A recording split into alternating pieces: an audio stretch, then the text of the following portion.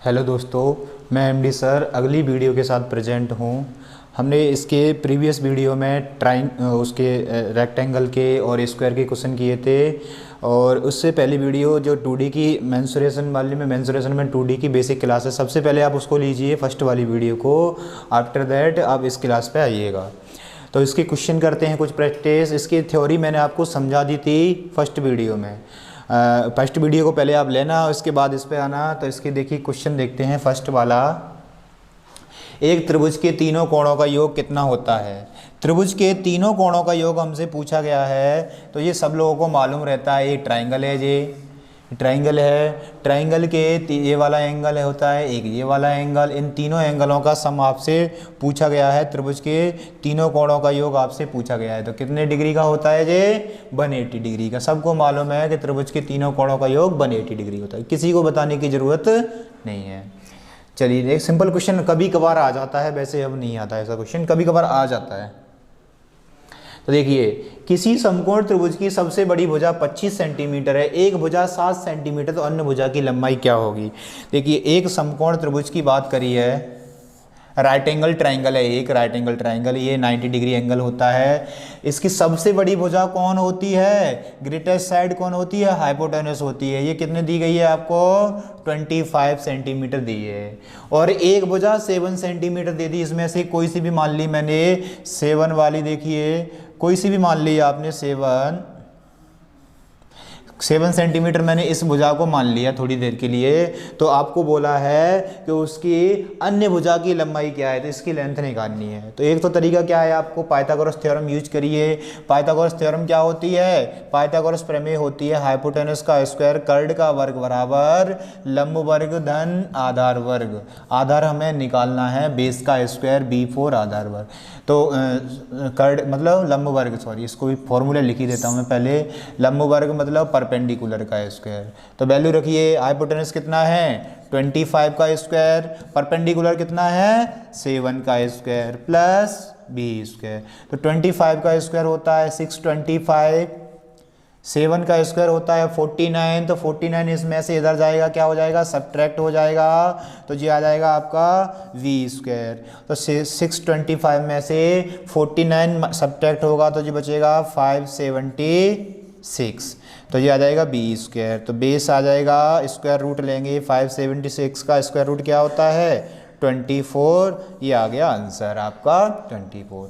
लेकिन अगर आपको ट्रिपलेट याद हैं, कुछ मैंने ट्रिपलेट बताए थे, आप फर्स्ट वीडियो देखना। अगर आपको ट्रिपलेट याद है जैसे 3 4 5, तो आप डायरेक्ट आंसर बता सकते हो। 3 4 5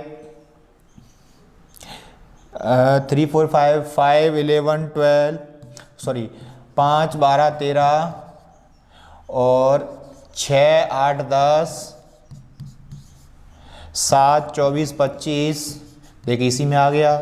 9 40 41, ये कुछ ट्रिपलेट थे आपको जो याद रखने होते हैं। इसमें भी सबसे ज़्यादा इंपॉर्टेंट कौन बताए थे? मैंने 3 बताए थे जे। तो इन 3 में से ज़्यादा क्वेश्चन आते हैं सबसे।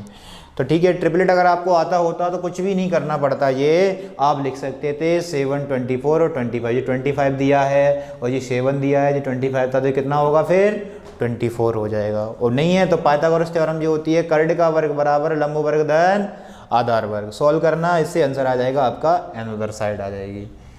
ठीक है, नेक्स्ट क्वेश्चन पे चलते हैं। इसका थर्ड वाला, एक त्रिभुज की भुजाएं दी हैं 3 4 5। आप समझ गए होंगे अभी ट्रिपलेट था। अगर त्रिभुज, कोई सा भी त्रिभुज की भुजाएं दी हैं 3 4 5, तो कौन सा त्रिभुज होगा? ये समकोण त्रिभुज होगा, राइट एंगल। अगर मैंने इसको 3 बोल दिया, इसको 4 बोल दिया, तो सबसे बड़ी भुजा तो कर्ड होती है, हाइपोटेनस होती है, 5 हो गई। इसको 3 बोल दो या इसको 3 बोल दो, किसी को भी 3 बोल सकता हूं मैं, कोई दिक्कत नहीं है। अब इसका पूछा क्या है, इसका क्षेत्रफल क्या होगा। मैंने आपको फर्स्ट वीडियो में बताया था कि समकोण त्रिभुज का क्षेत्रफल होता है, समकोण त्रिभुज का क्षेत्रफल, समकोण त्रिभुज का क्षेत्रफल का फॉर्मूला आपको बताया गया है। वहां पर क्या होता है? 1/2 आधार इंटू ऊंचाई, बेस इंटू हाइट। हाइपोटेनस नहीं है, ये हाइट है।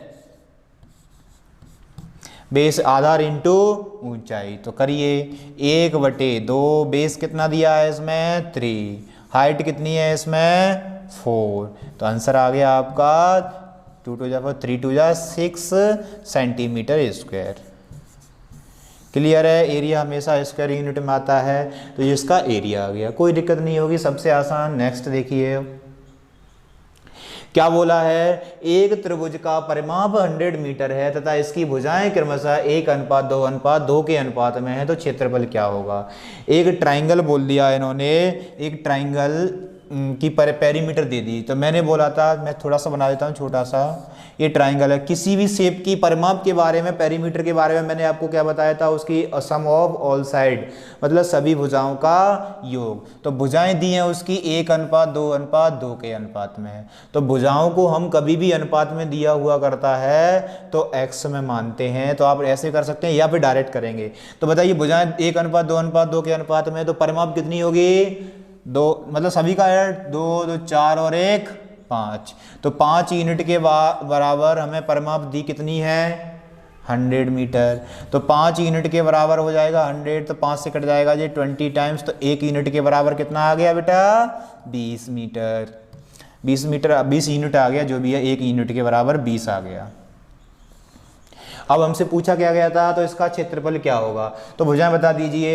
ये कितनी यूनिट थी, 1, तो 1 ये 20 हो गई, और ये कितनी है, 2 यूनिट है, तो 20 दूनी 40, और ये कितनी है, 2 यूनिट है, तो 20 दूनी 40, ये भुजाएं हो गई। अब इसके क्षेत्रफल का आपको फॉर्मूला लगाना है और आंसर लाना है। तो एक फॉर्मूला तो क्या होता है, त्रिभुज का क्षेत्रफल मैंने आपसे बोला था कि समद्विबाहु, समद्विबाहु दिख रहा है जी आपके सामने, तो या तो समद्विबाहु वाला लगा दो इसके लिए फॉर्मूला, 1/2 बेस इंटू रूट में a² - b²/4 बताया था। अगर वो नहीं लगा रहे तो मैंने एक और बताया था, अंडर रूट में ये लगा सकते हो, s into s minus a, s - b और s - c।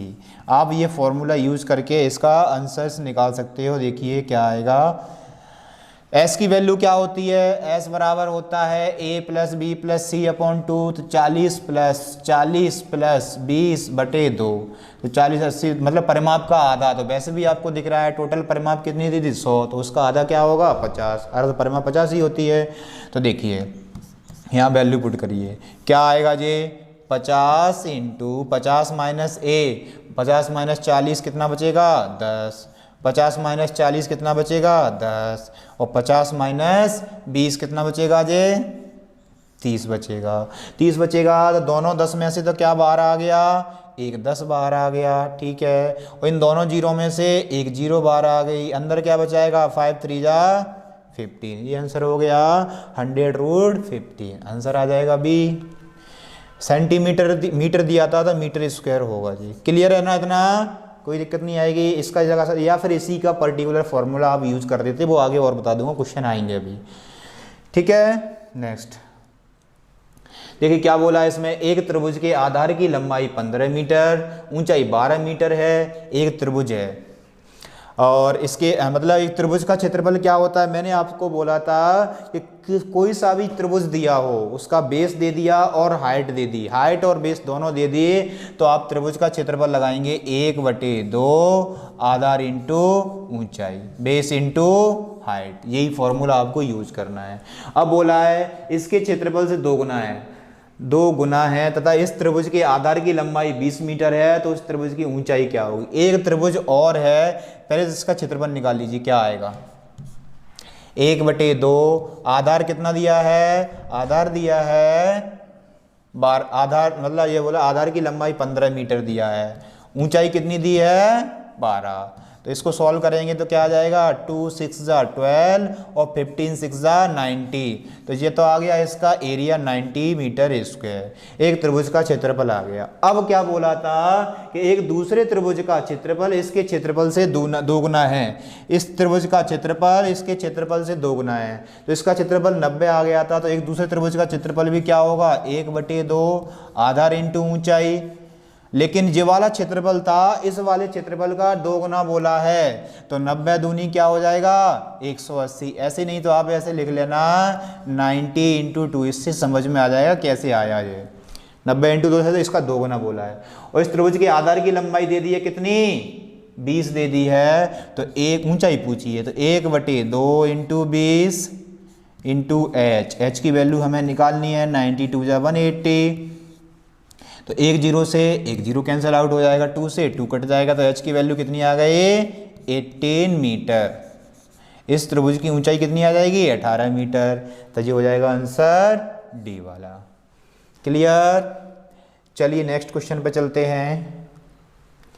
ये बोला है एक समद्विबाहु त्रिभुज का भूखंड 125 रुपए प्रति वर्ग मीटर की दर से कुल 50,000 रुपए है। उसका मूल्य कितना दिया है, एक यूनिट का खर्चा दे दिया और टोटल खर्चा। इसके लिए मैंने आपको वर्ग और आयत में भी बताया था, स्क्वायर और रेक्टेंगल में भी, कि एक यूनिट का खर्चा दिया है और टोटल खर्चा दिया है।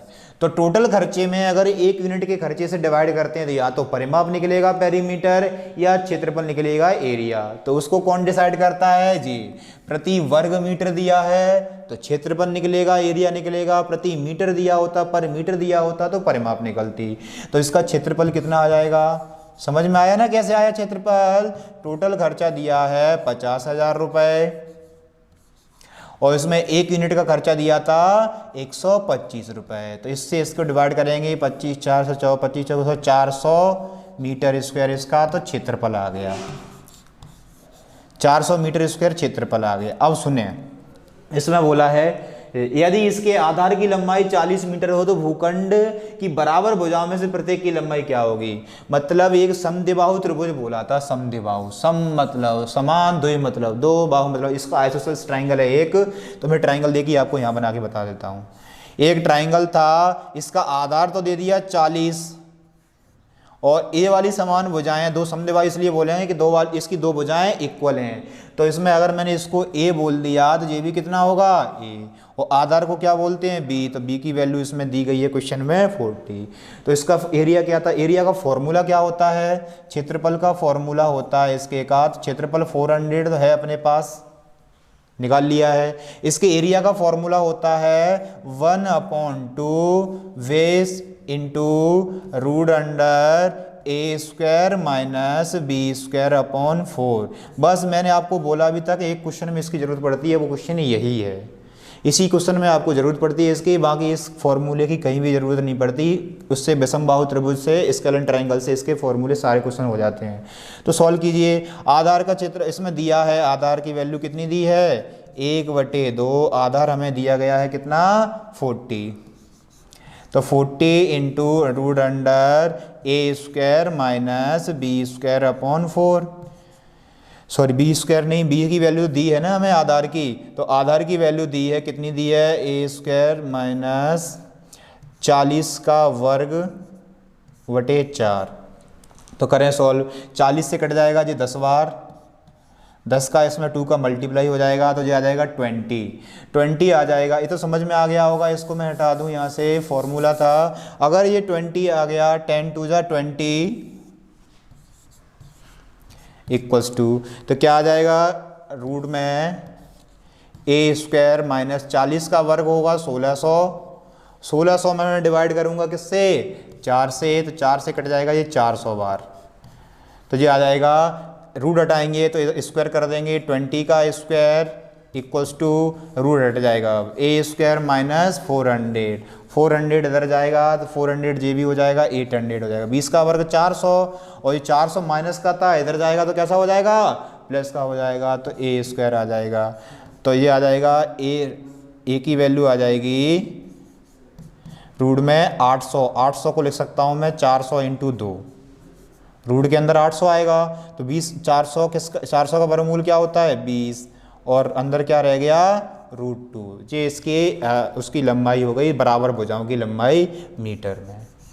20√2 कहाँ है डी वाला।